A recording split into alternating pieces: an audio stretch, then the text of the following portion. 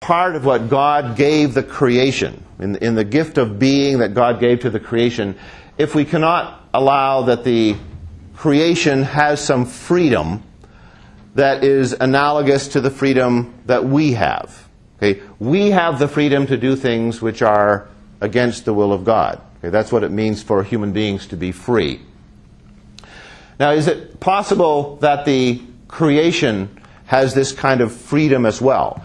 People who have studied the cosmic story, as you go from the Big Bang forward into the present, are sometimes in awe of the creativity that seems to be built in. There's just extraordinary things that happen. So there seems to be something akin to an extraordinary creativity that's present in the creation.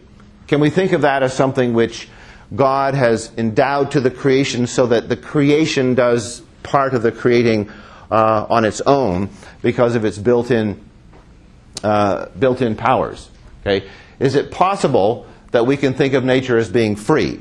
Now, this is an idea which can be more or less appealing to some degree, depending on where you stand theologically on a lot of other issues. And realizing that I'm at a Reformed institution now, perhaps I should be prepared for things to be thrown at me in a few minutes. I'm not sure how you guys think about this, but in the Wesleyan tradition, where that informs the theology at Eastern Nazarene College, this idea is kind of okay there, so we don't get things thrown at us when we suggest this.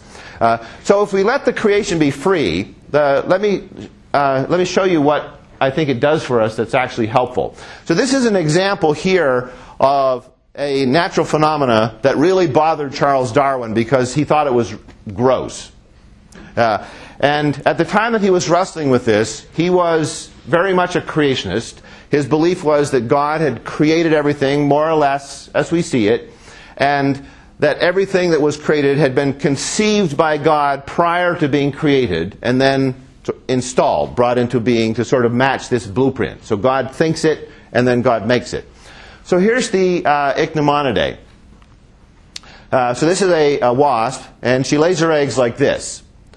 Sticks this tube inside, in through the bark of a tree, and there's a caterpillar in here, and she inserts the little eggs inside the caterpillar. This is a marvelously safe place to lay your eggs. Very, very safe. I mean, predators can't get in because of the wood, and it's nice and warm and cozy and soft inside there, and so on. So the little baby Ichneumonidae hatch inside the caterpillar. And then they sustain themselves by feeding on the internal organs of the caterpillar. But they don't just eat the internal organs, and this is what gave Darwin pause. They eat the internal organs in a specific order so that the caterpillar stays alive as long as possible. Now, this is kind of gross and disgusting, which is why it bothered Darwin. It's more or less the same scheme as the Sigourney Weaver movies there in the Alien series. You have the parasite inside you, lives in there for a while, and then it comes out. Very similar to this. And Darwin's struggle with this was that he had to imagine that God had built in an instinct to these baby Ichneumonidae so that they would eat these organs in this particular order. And Darwin just couldn't quite imagine that God would do that. He just thought that just seems too barbaric to create a creature that would do something like that. Now, if we suppose that the... Did Darwin actually write about this? Yes. And you can go back and read what he said? Yes. Okay. Yep. He actually said, I can't imagine God doing something like this. So, if we allow that evolution has some creativity of its own, so that in some broad and general sense, evolution unfolds along a pathway that is intended by God, but that along that pathway, in the details, there's the exploration of other things, then we don't have to lay every single one of these details, and this is a detail, at the feet of God and say, we would like for you to account for this particular bit of flora or fauna. Another part of nature that bothered Darwin was the way that cats play with mice before they eat them. There's many, many examples of things like this. This just happened to be two that Darwin was wrestling with. Cats torture the mice before they eat them.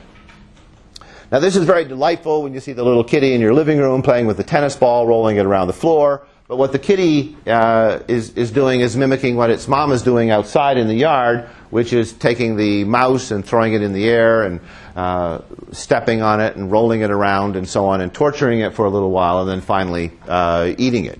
Now, we would consider that method of preparing your supper to be cruel and inappropriate. And we would put a member of our species that prepared supper that way in jail. I mean, imagine, if you will, that you wanted to learn how hamburgers were made, and so you went down to the butcher shop and you discovered that when the butcher wants to kill the cow, he invites a bunch of his friends over, they bring baseball bats, they beat the cow around the head for 20 minutes, and then finally kill it and make hamburger, right? You wouldn't find this acceptable at all. But yet this seems to be how God made the cat. So how do we understand the cat's behavior? Well, again, if we can allow that there's some freedom within the unfolding patterns of nature for things to emerge which might not be exactly the way God would have done it, then perhaps we can get God off the hook for some of these things like this. We can also get God off the hook for some of the problems of bad design if we allow nature a little bit of freedom. There are charts in every human anatomy book of things like this. This is one that we're all very, very familiar with because everybody has had food go down the wrong hole. Right? Thousands of people die every year because food goes down the wrong hole, blocks your windpipe, you suffocate, and if you don't have somebody around to do the Heimlich maneuver on you, then you may die. Now, the reason why this happens is because we have this peculiar design where the air and the food go in the same hole, and we have a valve in there which is supposed to make sure that they end up in the right place. But as you know from experience, the valve doesn't always work very well. Now, when a human engineer designs something that needs to have multiple materials put in, these materials are kept separate from each other. Okay, consider the automobile here. We have windshield washer fluid, and we have gasoline, we have oil and brake fluid, antifreeze and so on. All these fluids go in different holes, roll through different pipes that are completely separated from each other. Now imagine, if you will, that an engineer at General Motors says, too many orifices. Let's put it all in the same hole, and we'll design valves inside to direct it to the right place. This car will be much simpler, much cheaper to make if we do it that way. Well, this idea would be rejected, and it would be described as an accident waiting to happen. Well, that's what we are. We are accidents waiting to happen here when something gets stuck in the wrong hole. Now, there's lots and lots of examples there. I mean, and you can see in your anatomy books the problems that we have with the way our knees are hinged, our spine, the muscles that we use to wiggle our ear, and so on. There's all sorts of peculiarities in our physiques that are difficult to account for if we have to suppose that God conceptualized all of these details in a blueprint and then spoke that blueprint into existence. Here's another one that puzzled Darwin. These are boobies from the Galapagos Islands. I got to go to the Galapagos about a year ago. Actually, a year ago right now, I was on the Galapagos Islands. I got to see the boobies had blue feet there, but here's one with red feet. These are birds that don't go in the water, but they've got webbed feet. Now, Darwin wondered when he encountered these birds why God would design them like this. Because as you know, if you put flippers on, they're great for swimming. But when you get out of the water, you don't just leave the flippers on and go to the ball. You take them off immediately because it's really hard to walk in them. Well, I mean, here's the poor booby that's got these flippers permanently stuck to his feet. He never goes in the water, so they're never of any real value, always kind of in the way. But yet this is how he functions in his habitat, not matched very well. And there's many, many examples like this, countless examples. So Darwin wrestles with this, and these were some of the ideas that opened him up to new possibilities.